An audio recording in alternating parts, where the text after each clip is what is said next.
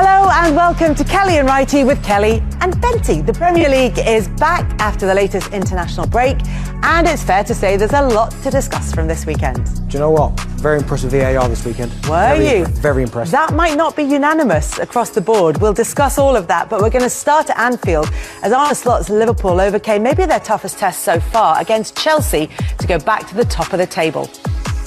Arsenal left Bournemouth empty-handed following William Saliba's first half dismissal. The Gunners' third red in 8 games. And there was late controversy at Wolves following John Stones' 95th minute winner for Manchester City. We'll get into all of that and more from what was certainly an eventful weekend in the Premier League. And that means that Liverpool lead the way at the top. They're a point ahead of Manchester City still. Arsenal are third. They're level on points with fourth place Aston Villa. Tottenham climb to seventh after their impressive win against West Ham. And Bournemouth's victory sees them just inside the top 10. Manchester United, though, still inside the bottom half despite winning against Brentford. And it was a good weekend for Leicester and Everton. Not so much for Southampton and Wolves. Both teams suffered late losses and they are bottom of the pile. All of the bottom four still looking for their first win of the season. And with us to talk about all of that, Darren Lewis is here, Rachel Coursey is here, and Darren, it was, as you said, and we'll get into the VAR controversy. I like to stay neutral in all of this, but I feel like I'm going to have to pull you up on some of those VAR decisions, and I know Darren certainly has got a couple that he'd like to talk about. But in terms of the way the title race went this weekend, there was just that little bit of drama, in the sense that we've talked about for the last few seasons, where one team slips up in a game that they'd be expected to win. Yeah. The door opens for the others, but then City didn't make it look easy. With Liverpool, it wasn't that easy against Chelsea, who now look on performance, if not result, like a proper Champions League contender.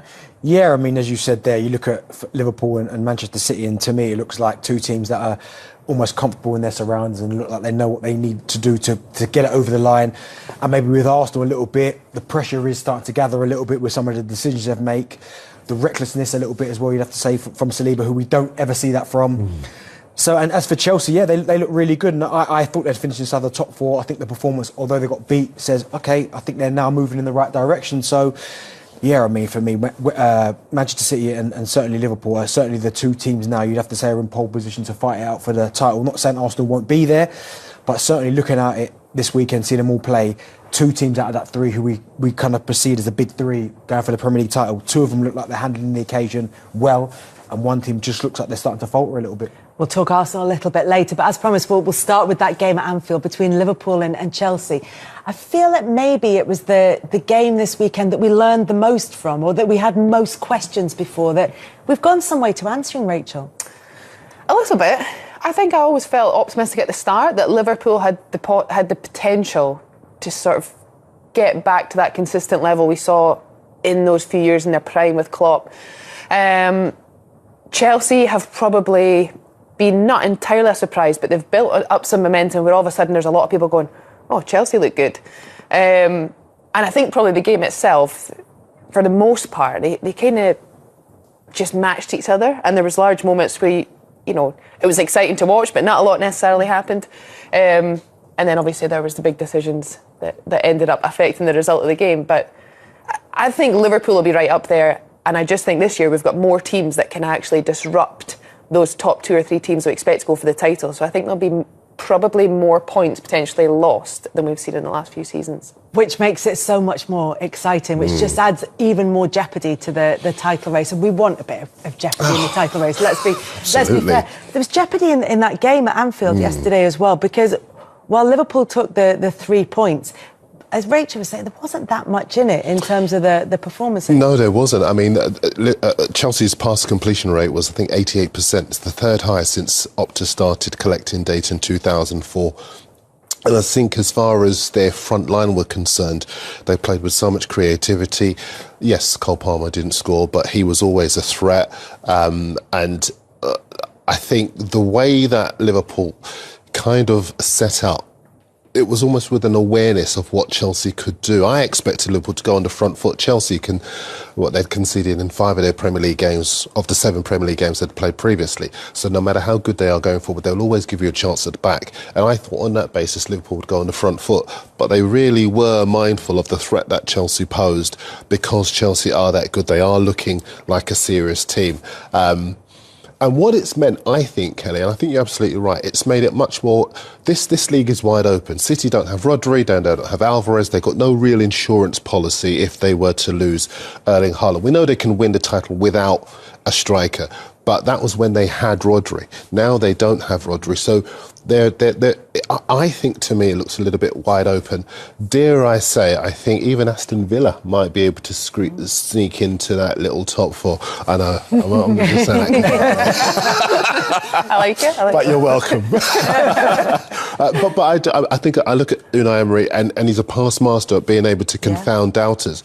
So for the Premier League, I think could be a really, really high-class title race. Just one more thing very quickly. I think it was a big test, and I was kind of in two minds about the fact that I accept, because of Chelsea's quality, it is their toughest test. But I think as far as Liverpool are concerned, if you look at the team that they lost to, it was Nottingham Forest. And I think titles are generally won by teams who beat the teams they're supposed to beat. And Arsenal lost it last season because they lost to Villa. It was Fulham and West Ham. But against the top teams, they did what they were supposed to do. And against City, they took 4 points. Absolutely. Whereas the smaller teams, the so-called smaller teams, were the ones that cost them. So I think for Liverpool this season, it was their performance building up to this game that put them, if you like, in a condition for people to say, yes, this is a big test. But I think they'd passed a lot of those tests leading up to this match. Yeah, I think it's interesting that you say that about beating the teams you're supposed to beat, because what you're suggesting there is it's not going to be the Chelsea result that defines how Liverpool seasons go. It might be the Nottingham Forest defeat after the last international break. There was Darren is our VAR correspondent here in the corner. There was a decision regarding Tosin in this game. Look, right. I tell you what, let's play it, and you tell me what you think. Well, I just don't think it's a red card. I think it's the right decision. And why I think it's the right decision is because, yes, there's still a long way to go.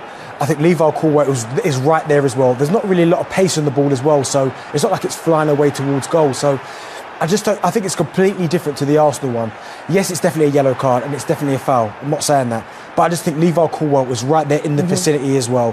Tosin's quick as well. There's a coming together. And for me, it's a booking. It's not like the Arsenal one, which I'm sure we'll speak about later, where Saliba... We'll see it now, but we will speak about the significance of it a bit later on. I think if you look in this scenario here, there is literally it's Saliba and Evan Nilsson. There's no one else. Ben White is not catching him there. He's about 30 yards away. Evan Nilsson will take the ball forward, and he's probably next couple of touches will be a shot on goal. I don't think there's any excuse for that. If they wanted to argue that Ben White is coming back, they could do. Do you know what I mean? It's not like 100%... They could do, but I mean, he's got to show some kind of pace to get back in there. Whereas Levi Colwill in that last frame is literally right next to Tosin. So I think that's where you have to go. I understand that. And listen, part of me wants to be biased and say it's not, but for me, the William Saliba one is a red card, and the Tosin one's not. Yeah. Is there agreement? Mm-hmm. No. The thing that gets me with the Saliba one is, I think it could have been a yellow, and it was given as a yellow. So I was just surprised that they chose to go to the screen, because I think there is an argument for a yellow. I think there's an argument for a red. And off the back of that, I think there's the same argument for the Tosin one. But I feel a little bit unsure about why VAR intervened based on how they say VAR should be used.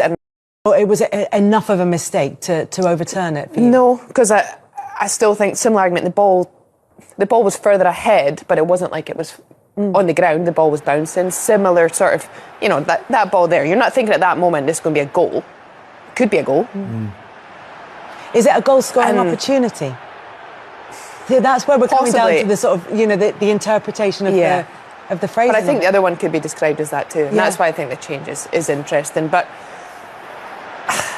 I think Saliba's done that, and I've been in that position in the game. When centre-back, you think, I'm going to get away with this here. And you think we're probably far enough away, probably be yellow. Yeah. And normally it is. And I think that's an instance where rarely do we see a red card for that. And I think that's where the similarity is the distance from goal both times. The positioning is slightly different. It's a bit wider for the incident at Anfield. What do you think, Darren? Yeah, I think distance is one of the 4 criteria that they judge a decision on. I think the Arsenal one is a red card. I think that one isn't, because of the proximity of the other covering defenders that would have been able to stop it. Whereas I think with the Arsenal one, Ben White's further away. You might be able to argue the case that his speed might have enabled him to cut the ball out or cut Evan Nilsson out. Probably shouldn't phrase it like that, but I think as far as where the ball lands, Evan Nilsson's got the best chance of being able to get it and home in on goal, whereas I don't think that's the same case with the other. Also, it's denying a goal-scoring opportunity. I think for the Tosin one with Jota, like Levi Colwell's literally 2 yards away, so I think he's probably going to cover, or he'd have to do a lot to kind of get to goal. I mean, look at it, Levi Colwell's right there in the vicinity. Whereas as the Arsenal one, Ben White is so far away. Like me being a centre forward in that scenario, certainly the other one with Saliba, I'm thinking, right, roll him, I'm in on goal. My thought process is touch up my feet, have a shot at goal. Jota would have had a lot to do there by holding off Tosin and then trying to avoid Colwell as well. I think so many scenarios in that instance could go wrong for Jota to get a shot off, whereas it's just Saliba versus Evan Nilsson and that's it. It's just 1v1. So again, I feel the Saliba one is a red card, and I think VAR will right to intervene. Whereas Tosin's, I don't think at all. The other thing to note in that game, and Jota getting into that position, is those direct balls that went straight into the heart of that Chelsea defence were causing them problems. It's what Darren was alluding to earlier, how vulnerable Chelsea can look at times defensively. Yeah, they can, but sometimes I think also you can be vulnerable because they have been so good and they do have large spells in possession and they do go forward with numbers. That also would be something Liverpool would have thought, like, go central and forward quickly as we can and get bodies up with the play.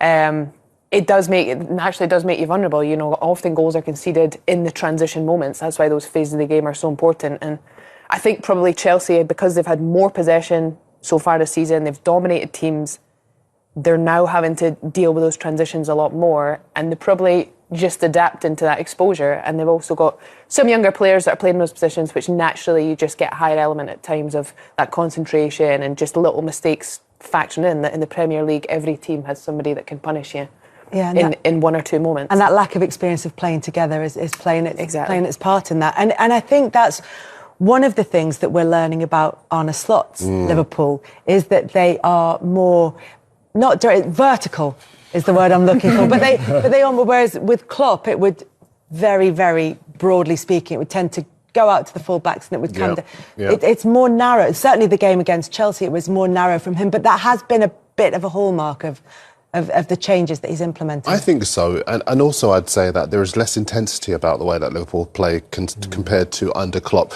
Under Klopp it was heavy metal, gegenpressing, whatever you want to call it, and it was just full on. And I wonder if that might have contributed to some of the injuries that they've had in recent seasons as well. This is more forensic, this is calmer, but it's more precise, it's more considered. And when they do sort of turn up the heat, they really can sort of squeeze the life out of opponents. But the numbers there tell their own story. What they've managed to do is have and I think this was a key between the two sides yesterday. There's an organisation about the way that Liverpool play in defence. Yeah, they're settled. There's an understanding with the goalkeeper. The number of times Sanchez made unforced errors, giving the ball away, his positioning on the goal, his lack of understanding with the back four. And that was the case even when Cucurella and Fofana were available. They just don't have that cohesion in their backline compared to Liverpool, where there's a real understanding between the players, whether it's with Alisson or whether it's with Kelleher. I think that's the reason why they are serious contenders for the league. Do you know, there's more structure to the way they defend as well, Liverpool. I feel with Jurgen Klopp, which I used to love watching, I almost feel like as soon as someone lost the ball, whoever was nearest, they'd just all go all together. And you're like, how do you keep that for so long? Whereas you look at Arne Slot and the way that they press and the way they wing the ball back, it's almost like there's triggers and there's little points where they'll kind of sit in their shape for a little bit, and then one decides to go, then they'll all go. And it is conserving energy, but also as well, I think it's a lot more structured. It's harder to play against, harder to break down, because now when you're trying to play through that press, there's like 5 or 6 bodies there, whereas Klopp at times there might be 1 or 2 or 3 maybe going, it's easy to kind of go through. But with Arne Slot, the moment they get back into that shape with Gravenberch and whoever the two, Szoboszlai, Curtis Jones yesterday, the moment that maybe Jota goes, they all go up behind him, and it's hard to play against, but I can understand why they're doing it. Yeah, and that defensive record is so good. As we saw there, 5 in 11 in all competitions. It's 3 goals conceded in 8 games in the Premier League. How much of that is down? Darren was talking about the structure, but not just the structure of the defence, the way that the team is structured. How much does that protect them? Because they're not even allowing particularly high quality shots on goal as well. Yeah, you can see that quite clearly. You know, there was moments in the game yesterday where I was just looking at that sort of shape aspect of it. And any time the other team have the ball in their half, they have a very sort of strict structure of the back 4, the 2 in front, and even the likes of Salah is covering a more conservative position than what we perhaps, used to kind of bait. He'd be waiting for him to jump. He doesn't do that so much. He thinks, I'm going to work with Trent behind him and try, and then they win the ball back together, and then they progress up the pitch back together. So it does help, and also we saw it, even in the Euros. Teams now, it used to be a case of you press from the front, and there was a lot of focus on that. Now a lot of teams, they go for a lower block because it's so difficult to break down. And that, different games, we're seeing Man City, trying to break down a Wolves team that are, when you have banks of players, it's hard to get good opportunities. When you watch a game, can you tell that there is that organisation as a centre-half yourself in any given defence compared to, say, another? Yeah, I like that part of the game, so I probably overanalyse it. I love this finer details, but I think also, experience with the national team, often you're playing teams that have that quality. You choose that structure and you actually grow from it. You become a team that you don't concede goals, and then all of a sudden you start being like, right, let's not actually concede free kicks and corners, and then you're like, let's not actually let them into the box, and all of a sudden you kind of like up your level, and all of a sudden you're not even letting teams in the box, never mind shoot, and a team like Liverpool are going to grow a lot of momentum from that, and I think they'll get better and better, and they're already at a good level. So much like Arsenal last season, wasn't it, where they stopped wanting to concede, and then they stopped wanting to get players in the box. Then you had Saliba and Gabriel celebrating blocks. And Ben White. That's exactly what you were saying. Yeah. Just a quick word before we leave this game and move on to Arsenal, on Nicholas Jackson and his development, because obviously a goal in that game. And is the finishing coming, do you think? Because I know you've been here before and you've been talking to Righty about it before and talked about all the attributes he has elsewhere as this game. Is the finishing coming? Yeah, the composure, certainly. I mean, he's always going to score goals because his movement's so good and he always gets into those areas. It was that last little bit, could he kind of pull it all together? Now, he scored goals last season, but there were still times where he was so erratic in front of goal. Where he went through outside of the boot, and I thought, okay, he's clearly learning. But even this one here, this is not an easy finish, by the way, because he's got a defender coming from the right-hand side as well. The touch has got to be perfect, and then just the composure to roll it past him. So I just think he's clearly been working on it, because he just looks so much more calm and composed. And whenever he does finish, like that game there, you just almost see him just go, whoosh, slow it down and then finish it off. So I think he's a real asset to that Chelsea team, certainly with the way that they play and the chances they create. If he can keep kind of improving, keep working on it, he could easily be at 15 to 20 goals a season because he gets so many chances. Do you know what? We're not going to cover the 2 penalty decisions with Varane Bent here, but but needless to say, you think they were both correct? Yes. One given, one not? Yes, yeah, thought that might be the case. And we are now going to reflect on Arsenal's 2-0 defeat by Bournemouth, and we can't talk about this game without talking about the impact of the red card, because how big of a factor do you think that was? Yeah, it was huge. I mean, at that moment in time, and Arsenal have shown this season they can't deal well with red cards, but which is what surprised me in this scenario as well a little bit, because that Saliba, we know's quick, he's composed. It's almost, because the game's quite early, I think it's at 30 minutes, I think it is. You're thinking, right, let him go, and then what will be will be. Hopefully Rare will save it, maybe Saliba gets back because he's quick enough, maybe he doesn't score, and even if the worst case scenario, he does score, you've still got over an hour to go on and get yourself back into the game. And I would have had no doubts Arsenal, with 11 men on the pitch, would have broken Bournemouth down at some point and got themselves a goal. The fact that William Saliba, who's been probably Arsenal's most composed player the last couple of seasons, he done that, almost feels like are more cracks starting to appear? Is the pressure now starting to get to one of the two of these players? But I just think it was a real poor I think you're right. situation. There's a number of inexplicable things about that footage. Why is Trossard playing the ball back? You know, such a forward-thinking player in a forward-thinking team. Why are you playing that ball back? Why does Saliba, who's really relied on his ability, you've got... Let's say you make the argument for White being the covering defender. There's so many things that Evan Nielsen has to do to be able to convert that opportunity into a goal. And even if they do score, Arsenal can find a goal from somewhere in the hour that remained of the game. So it was a fascinating game to watch, and the analysis of the journalists around that is kind of focused because there has been so much talk about the decision.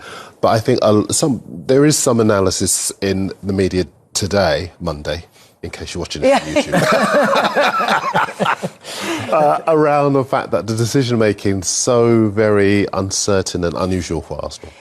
Well, does it point to a discipline problem? Because that's one of the other threads in the narrative around Arsenal. It's a really good question, because 3 red cards, I think you were saying earlier, in 8 games.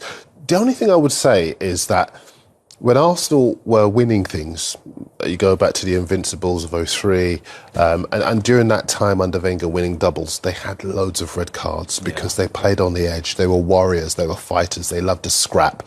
In the 20 intervening years when they didn't win any, well, they won FA Cups, but they weren't a consistent team. And they were a bit of a pushover.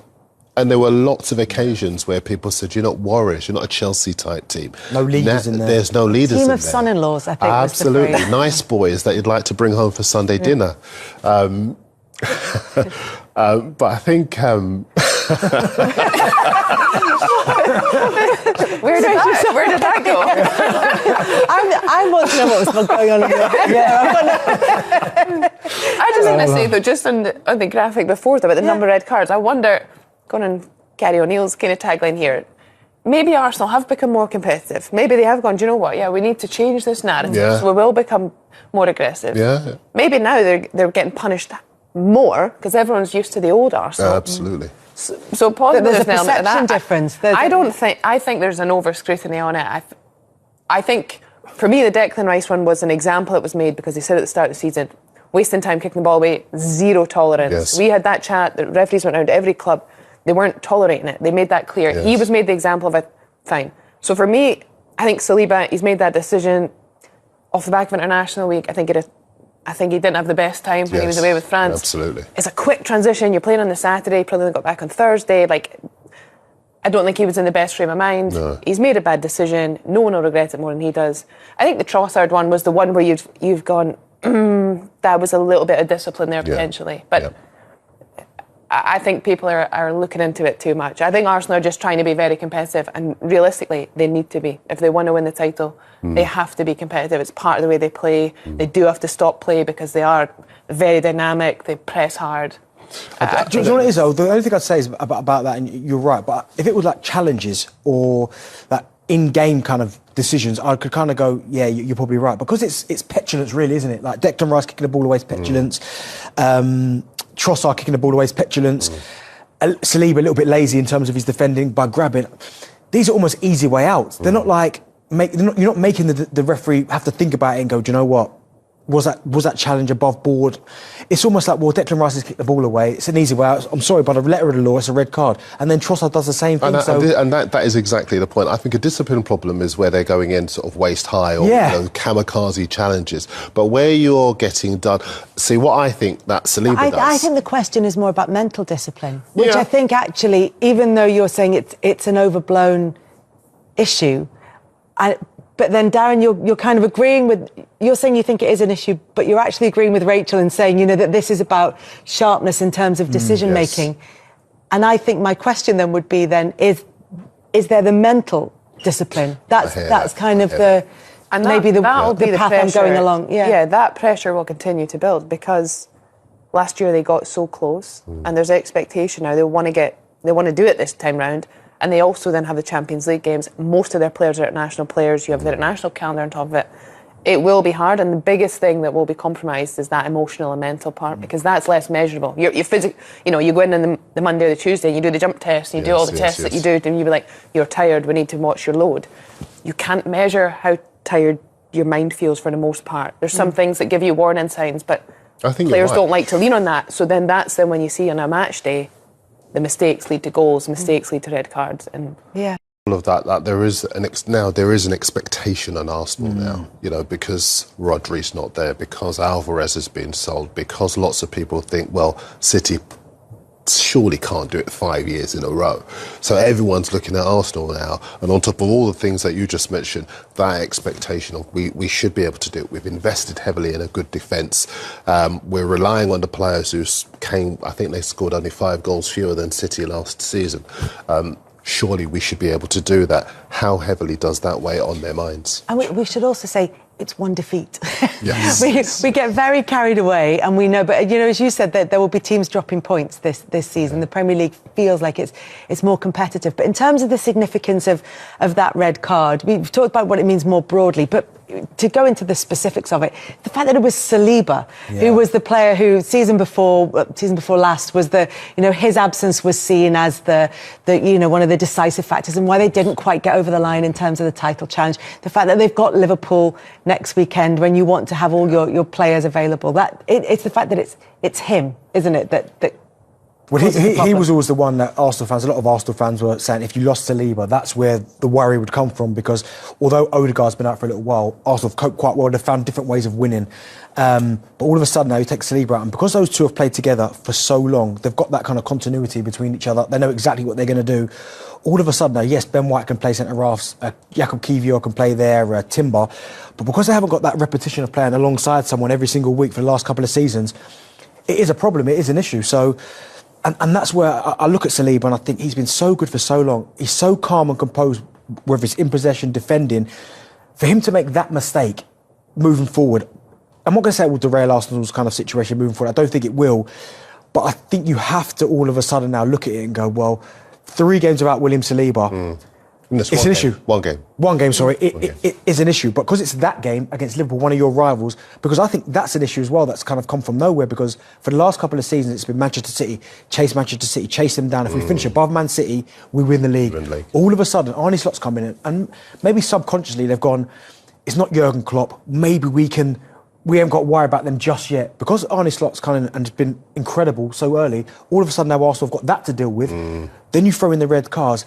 Again, I've said it before, I just maybe think that the cracks are starting to come, even with players you wouldn't expect, like a Saliba. Yeah, it's a really difficult situation, especially going into that big game. But then you looked at those fixtures, and I know towards the sort of beginning of November, there's an away trip to St James's Park, which is tough. There's the game against Chelsea coming up just before the next international break, and they might be tough. But elsewhere, other than that Liverpool game that Saliba's going to be missing for, looks not too bad for Arsenal. So they can just get themselves over that line. But in terms of Bournemouth's performance, we could talk about how much it cost Arsenal, but Bournemouth still had to take advantage of it. And under Iraola, they've been so organised. They have such a clear plan, such a clear way of playing.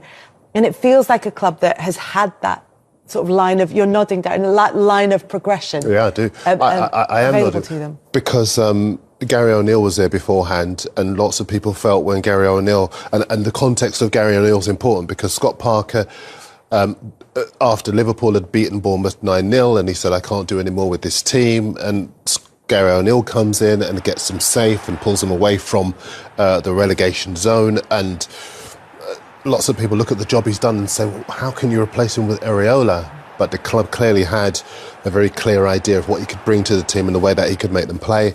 The recruitment's been first class. They gave Chelsea a real game earlier in the season, and lots of people then thought, well, maybe that's a fluke. But they've proven with this performance that it's not a fluke, and that they can be organised, they can be creative, they can have cutting edge, and they can give Arsenal real problems. And one of the things that struck me, I was talking about this on Team Talks on Friday, or do I prefer this show? Yeah. I can't believe you're talking about your other programmes in front of us. It meant nothing to me, I promise you. It's not what it looks like. But I was suggesting that the only way that Arsenal could be undone, ironically, would be with a set piece. because they are so good in other areas of the pitch. And lo and behold, that's exactly what happened. It was a really well-worked set piece as well. And it shows that organisation, that attention to detail that Iraola has with his players. And that's a measure of the progress that they've made. Yeah, they're making incredible progress, aren't they, Bournemouth, under Iraola? And I know it's not going to be perfect every week, and that then their expectations aren't to be that high up the table. But in terms of performances, it's there. Yeah, they're enjoyable to watch as well. Again, that's it there about recruitment. They've recruited well. They lost Solanke, and I did wonder where did they go. He's not being there prolific last season.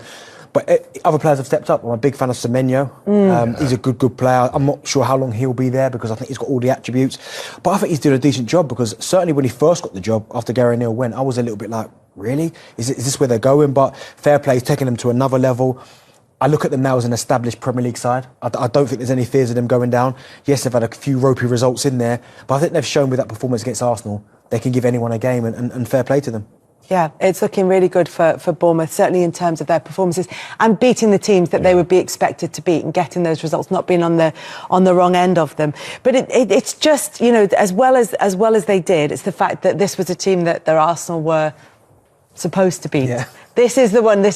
And they were first up of the three that we expect to be challenging for the title this season. To lose that game at the start of the weekend, and then knowing that City and Liverpool are going to have seen that, because there were question marks over the fact that Manchester City were coming into the game before having scored that late winner, and what that might how that might affect the Liverpool players as well. So it just feels like this battle is psychological as much as it is anything else. But City did what they needed to do as well. Again, City have been there so many times before. Liverpool were there for so long alongside Manchester City. And this is an area I believe Arsenal have to be better at, because there are going to be times where they'll play first, they might play last. Can they handle that pressure of being the last one out of that three to play? Well, it goes back to what Rachel, what you were saying about the psychological and the mental discipline as well, of being able to handle that side of things on top of all of the domestic things and all the expectation that's on their shoulders. Yeah, which, to be fair, they spoke a lot about that last season. I think we felt we got to a place with Arsenal last season where we thought, hold on a minute, I feel like the mentality is starting to shift. They do have that resilience that we've always maybe had a small question mark over. But they need to remember that you have to keep working on it, because it's the sort of thing that if you don't keep working on it, it becomes the thing that undoes you. And I think that's a warning sign, and I think it goes back to the point of there are a lot of teams this season in the Premier League that will be able to get something out of the top teams, and off the back of another international break, where there's another one still to come. The big teams, I think, are more vulnerable in those moments because, firstly, they lose more players, typically more of their players go away in international. But it is an adjustment, and it just maybe gives the teams that we don't quite expect to win these games just that little half an inch to get a little closer. Do you know, we nearly saw that in the Wolves City game as well, because Wolves were so resilient. I mean, you talked about it earlier, trying to get past those banks of players for Manchester City, and they held City to that 1-1 draw right up until the final seconds of the game. And obviously our VAR correspondent is it's another big one for you, another big day for you, Darren, in terms of this decision. So obviously, we all know that as the corner is taken, a player can't be offside. That's when Bernardo Silva is sort of jostling with the goalkeeper, with Jose Sarr here. So this is where Gary O'Neill is annoyed about why this is allowed to stand. But the only time an offside decision comes into play here is the moment that John Stones heads the ball. At which point, yes, Bernardo Silva is in offside position, but he's not seen to be impeding Jose Sarr.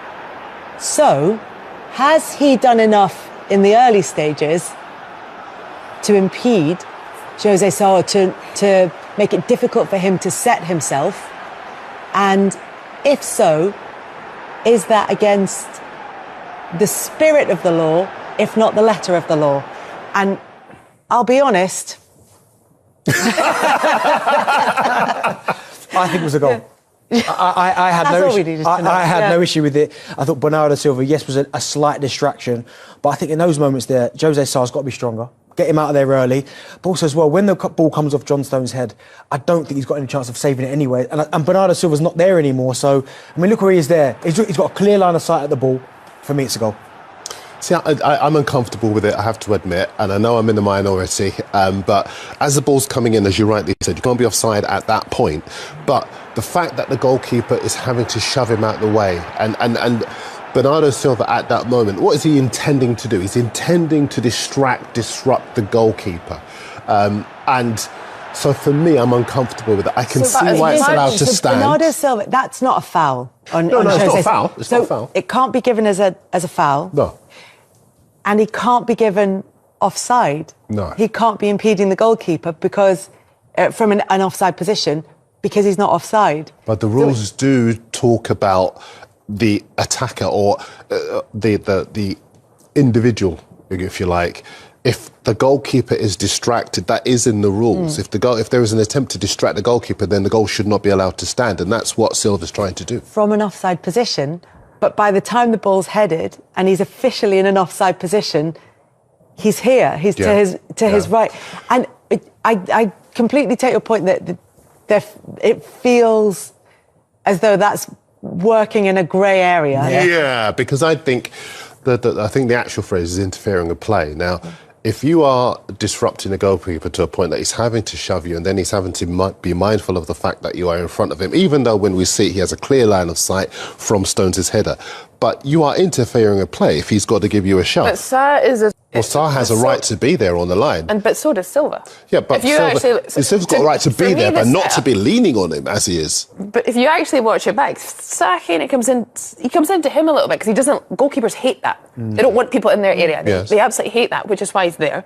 But if you look at the set, Wolves have so many players with it. They've got at least 3.5 players inside the 6. All right, let me ask you this. Where is he going? What is Silva actually doing when he's leaning on Sarr? What is he intending to do? Because he's got defenders there to head that. But Sarr has every right to be at any point in that 6-yard box. He's the goalkeeper. do we have an issue with either of those two? Really? No. Do we have an issue with either of those two jostling with each other in the build-up to the corner? In the build-up to the corner. I have more of an issue with Silva. To be honest. I tell you who are masters at it, Arsenal. Yeah. Ben White's been doing it for a couple of seasons. Yeah. Absolutely. But I think it comes down to the goalkeeper having to be a bit Do you know what also? I bet you it was your job, wasn't it? That was one of your jobs. If the ball wasn't coming to you, I bet you were the one who was just giving it a little bit of... Do you know what? Letting the keeper know you were there. Yeah, well, obviously, I'd get away with a lot more back then than they do now. I mean, a classic example was Jens Lehmann. He used to hate anyone being around his toes. So managers used to say to me, just stand on his toes.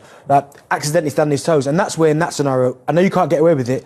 I do think Jose Sarr, get him out of the way early. If you move him out of the way the first time, he won't come near you. Limitations. You just admitted stamping on his toes. Yeah. Right on his toes. And he used to hate accidental on purpose. It's an art. So there, do you think that Jose Sarr needs to be... If he wants Bernardo Silva out the way, he clears him. Get him out of the way. Obviously, don't, by the letter of the law, before the ball's even taken, let Bernardo Silva know that, OK, if you're going to keep doing that, even if you yank him out the way, Bernardo Silva, and even as players, your second time, you're like, do I really want to go near him? You'll still be in the vicinity, but... I mean, the ball's in the 6-yard box. It's a good point, do something, because I wonder if we might begin to see more of that. Goalkeepers being much more aggressive because of that movement from opposing players to try and distract them, disrupt them, and they're not being penalised in goals like that standing. I think we might see, because we see it with Vicario, for example, at Spurs, where loads of people try to disrupt him and get on top of him. If Sarr in that moment suddenly decides I'm cleaning people outside to get the ball, who can complain? Yeah, and it was Peter Schmeichel, I think, wasn't it, who said, you need to come for corners with violence. Yeah, absolutely. Absolutely. Obviously, within the letter of the law. But I just think it's a really interesting scenario. And I actually think it's interesting that it hasn't come up before more around Arsenal, because they are the sort of masters of this kind of scenario. But it's just because I think it was right on the whistle.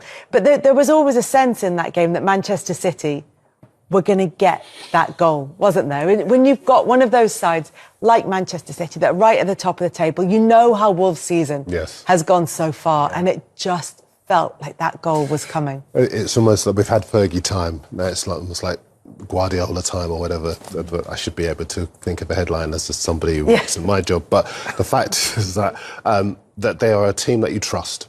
You never give up on them until the final whistle, because they always know that they want to find a way to win, which is why they've been champions on so many occasions. And they were just hammering away at the door at the end. And psychologically, Wolves, you could see them starting to wilt. I wonder if also they had that chance that Semedo had earlier in the game where he's clean through, he's got the opportunity to score, doesn't take it. I wonder if that's still in their heads as well. But at that stage, City showed why they are champions. Yeah, and maybe when things start to settle, that's the moment they'll look back on as being more important in terms of not in terms of the outcome of the game, because obviously a goal is pretty important in terms of the outcome. But what I mean is in terms of the momentum of the game, and maybe that's the one where they had control and they had the ability to make things go in a different direction for them. But Manchester City take all 3 points from... Here's a more persuasive and engaging rewrite in English. Arsenal faces harsh reality on Victor Gyoke's transfer as Edu faces tough January decisions. Arsenal has been linked with a variety of striking options, including Victor Gyoke's, but calls for his signing following the defeat to Bournemouth lack clarity. When Arsenal struggles to find the back of the net, attention inevitably shifts to the forward line. Even though Kai Havertz had the chance to extend his goal-scoring streak at the Emirates Stadium to 8 consecutive matches against Shakhtar Donetsk on Tuesday, questions linger about why a striker wasn't secured in the summer and why there are urgent demands for one come January. Names like Victor Gyoke's, Victor Osimhen, and Benjamin Sesko have emerged as potential targets, each making strong starts to the season. While Gyoke's and Osimhen have been consistently impressive, Sesko, the youngest of the trio, has had a mixed bag. He scored only once in his first 7 Bundesliga matches but made an impact in the Champions League with 3 goals against Atletico Madrid and Juventus. However, based on the disappointing loss to Bournemouth, even if Arsenal were to sign all 3 strikers, it's unlikely they would have altered the outcome. This defeat stemmed from 3 critical factors: Leandro Trossard's ill-fated back pass, William Saliba's red card, and Gabriel Martinelli squandering a golden opportunity to clinch the win. Playing with 10 men for 60 minutes severely limited Arsenal's ability to create chances. Moreover, the absence of the team's 2 most creative forces, Martin Degaard and Bukayo Saka, clearly contributed to the lack of opportunities. With Martinelli unfit to start, Trossard, who had been performing well in a central role, was also forced out of position. While bringing in a striker would certainly enhance Mikel Arteta's options, the notion that it would change the outcome of matches like the one against Bournemouth is a flawed perspective. Highlighting the need for a new forward in the wake of that defeat feels somewhat misplaced. Arsenal's issues run deeper than just a missing striker. They stem from tactical missteps and the absence of key players.